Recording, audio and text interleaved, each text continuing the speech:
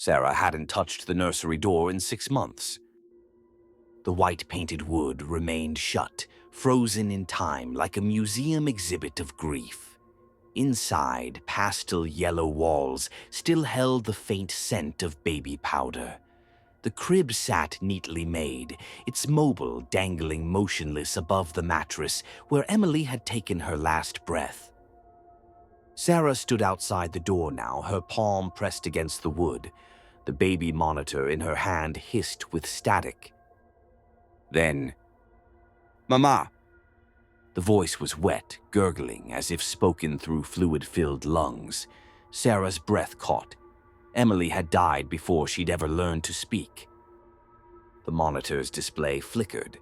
3:02 a.m. glowed in toxic green numbers, the exact time the paramedics had pronounced her daughter gone. Sarah's fingers trembled as she reached for the doorknob.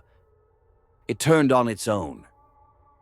The grief counselor called Sarah's experiences complicated bereavement. "It's normal to hear your child's voice," the woman had said, her tone dripping with practiced sympathy. "The mind creates what the heart can't accept is gone." But Sarah knew what she heard wasn't her imagination. It started with the rocking chair. She'd wake to its rhythmic creaking down the hall, the sound dragging her from sleep like fishhooks in her skin.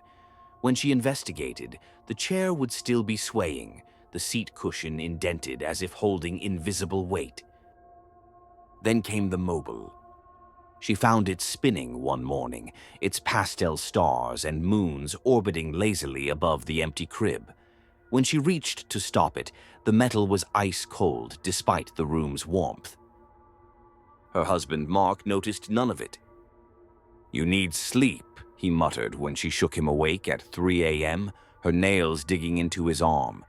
"It's just the house settling." But Sarah knew better. Houses didn't leave tiny handprints on fogged bathroom mirrors. The photos revealed the truth. Sarah sat cross-legged on the nursery floor, the family album spread across her lap. Page after page showed Emily's brief life: first bath, first Christmas, first solid foods. Then she noticed the shadow. In the corner of each photo, barely visible at first, a dark smudge lingered just beyond the frame. With every turned page, it grew larger, more defined. By Emily's 6-month portrait, the shadow had arms. In the final photo, taken the day before Emily died, it stood fully formed behind the rocking chair, its elongated fingers curled over the backrest. Sarah slammed the album shut. That night, the baby monitor broadcast something new. Not just breathing, not just gurgling. Words. "You were supposed to wake up." Sarah set up the camera at 2:45 a.m. She positioned it on the dresser, its lens trained on the crib. The red recording light blinked like a watching eye. The nursery door creaked open at 3:02 exactly. Sarah watched the footage the next morning, her coffee turning to acid in her stomach. At first, nothing, just empty crib, still mobile. Then the blankets shifted. Something stretched beneath the pastel fabric, its limbs moving all wrong, elbows bending backward, knees protruding at impossible angles. The camera's microphone picked up wet, clicking sounds as the thing in the crib turned its head. Not like a human, like an owl. Its mouth stretched vertically when it cried, splitting from chin to forehead. The voice that came out was Emily's birth stats recited like a lullaby. 6 pounds, 19 inches, 3 hours of screaming. Sarah vomited into the sink. Gasoline sloshed in the red can as Sarah dragged it down the hall. She doused the nursery walls, the crib, the damned rocking chair. The scent burned her nostrils, mixing with the lingering baby powder into something nauseatingly sweet. The baby monitor in her pocket crackled.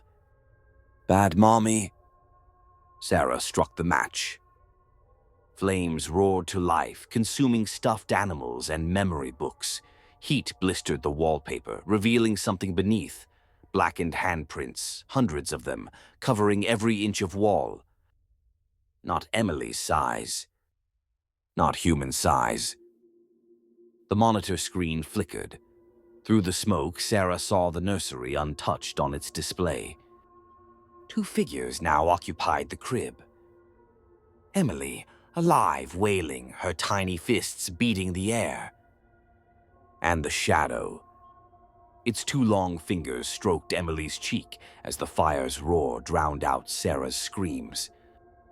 "Bad mothers get replacements," the monitor whispered. Sarah lunged into the inferno. Firefighters found her curled in the crib's ashes, her arms cradling nothing. Her lips moved in silent lullabies as the baby monitor in her pocket continued transmitting. It would never stop. If this story chilled you to the core, please like, comment, share, and subscribe for more terrifying tales. Some cribs are built to hold more than children.